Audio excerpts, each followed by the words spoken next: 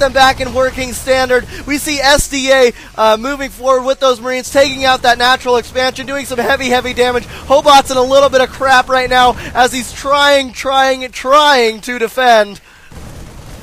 And those Marines hate that egg, man. They're attacking that egg with a lot of viciousness and being stimmed at the same time. Because he doesn't want that infestor to pop out.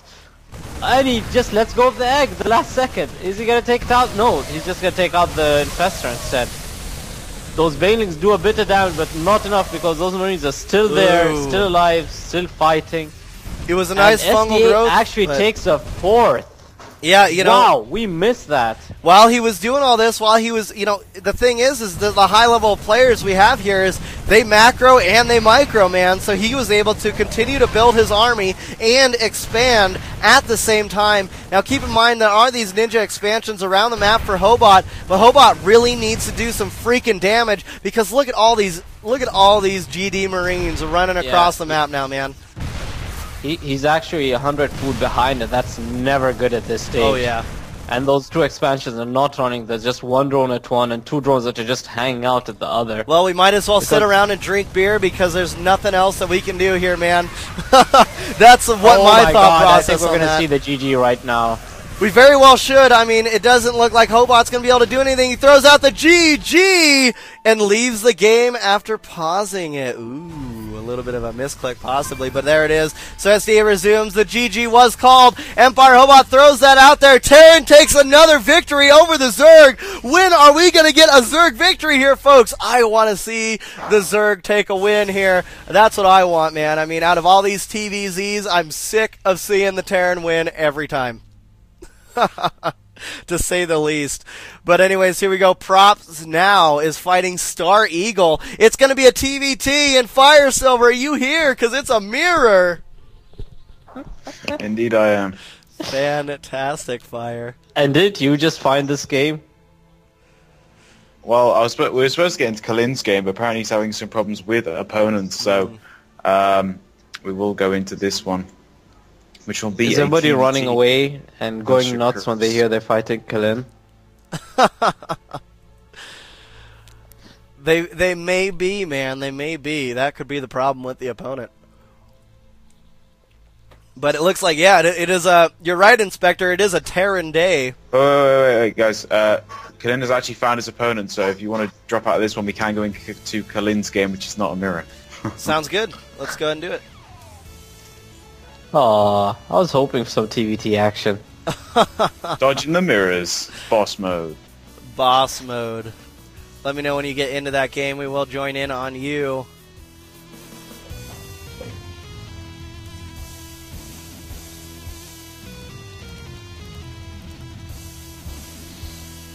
And hopefully you get that soon, man. Yeah, we've got the invite. Ooh, and we got some people wanting to have seen that last game, man. Way to go. Way to upset the crowd. Well, I think this is going to be a more epic game. Zeno is supposed to be a really good guy. Apparently he's a solid player. So this is Kalin versus Forsen. Oh, Forsen. Well, it should have been Forsen. Is he going to yank something out in the game? Oh god. Well, Shakira's Plateau is the map, and it's going to be a PVZ. There's no Terran in this one, so there's no way a Terran can take the victory here, folks. Okay?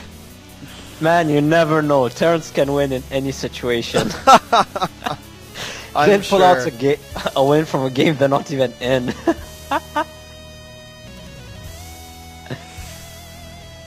Well, anyways... Apparently next round he's facing Forsen, so I see. That will be an epic game. But he says, anyway, I'll make it interesting nonetheless, so we need that stats board, Duffy. The stats board? We don't have the stats board integrated into the ESL systems, or our system integrated, you know, with theirs. So we can't really get that stats board up for you right now. Oh, okay. Oh, yeah, no. Let's go and just look at the profile of Yank. And let's see if he's yanking anybody's chains here, because, you know, I make dumb jokes. That's why. That's why. Bonsai going, I expect a factory driver just popping up out of nowhere and winning this one. That could happen, and it looks like Yank is actually in the Masters League here, ranked number 43 in his division. And Yank's a lot of Zerglings out. 42 losses, so we'll see how this goes. Looks like Yank wanted to BRB real fast, so we got a minute or so, and then we'll be able to get right into this game. Man, we would have been seeing some tanks being sieged up by now. We don't want to see tanks. We love to of see the tanks. I don't know, amazing, man. I didn't fancy a sleep, so I didn't want to, go into that TBT. Wow. Wow, that is some I am very VM insulted. there. All right. You need to It's a relax. lesson Someone on has matchup. a coax build, I'll cast, a TBT, but for now, I've got my pillow with me, so I can't really go to sleep because those tank lines move incredibly slow. I mean, my grandma could probably walk a lot faster than those tanks can move across the map. Oh, you're ridiculous, man. Snowtoss is like humans and their tanks. Yep. He's not happy either, see? He's a Protoss player, we find it silly that he uses primitive technology. Yeah, rather than So- stand on a tripod and firing laser beams. Ooh, that's so cool. Honestly, Brian, I like TVT. I think they're fun, man. I think they turn out to some of the most epic matches. Like, Yeah. I mean, yeah, okay. Sometimes we get the camper versus camper thing, but other than that, I don't know, man. The problem is it's all about patience. And if you're not a very patient player, you just kind of want to win the game. And even if you're at such a 30 supply advantage, you can't just go in any other matchup and just go kill the guy because he's got tanks. Well, it is the If he's in it a is good the best position. mirror, though. All right. It Yeah, is in the terms of mirrors, it is the best mirror. So we'll It's not agree on that. foregating and it's not Ling Bailings. We'll agree on that. And with that being said, the countdown's on the way down right now. Let's get into this. Some more freaking StarCraft action!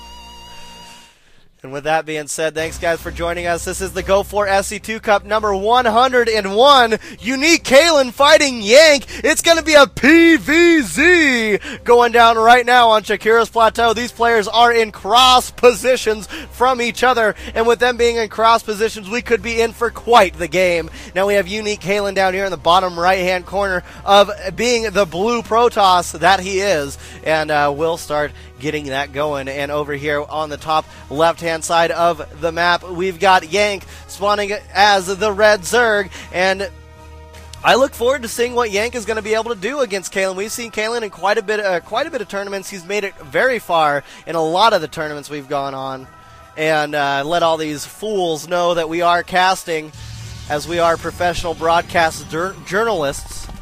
And it looks like a drone trick going down right now from Yank. What do you think, Fire Silver?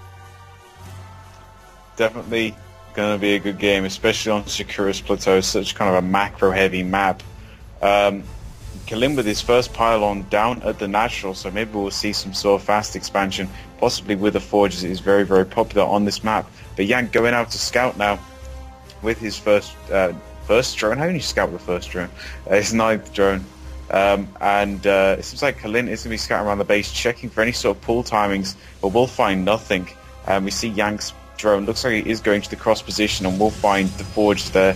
So Kalin will be going for a Forge fast expand here, as we see Yank moving his overlords around, getting a nice vision of his base, and Unique Kalin will not be able to hide that probe there for any longer, and checking that there is no hatch first as of yet.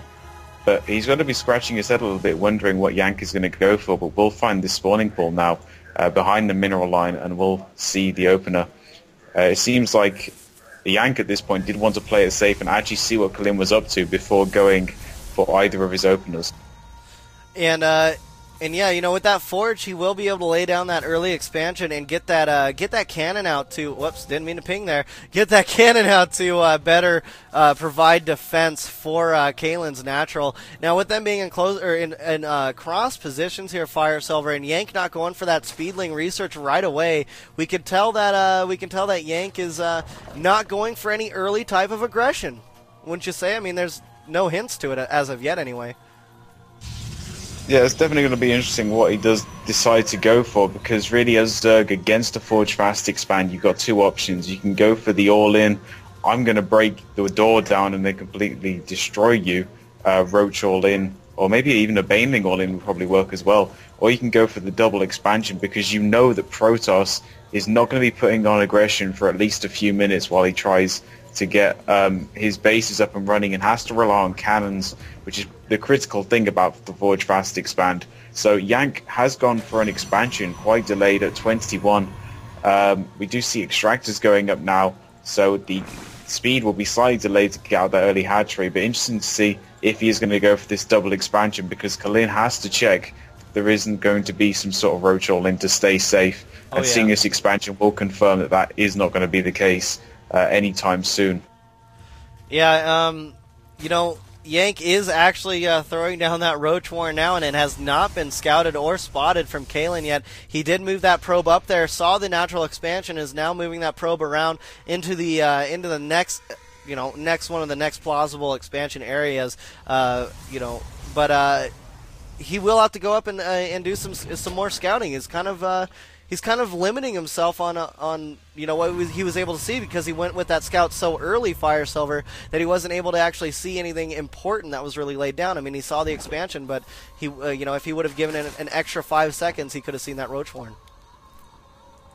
Yeah, definitely, and that is going to be, you know, he's got to be questioning himself, because, you know, I think that Yank's trying to do both at the same time, and, you know, you can't really pull off both because you need all those minerals to do such early Roach aggression.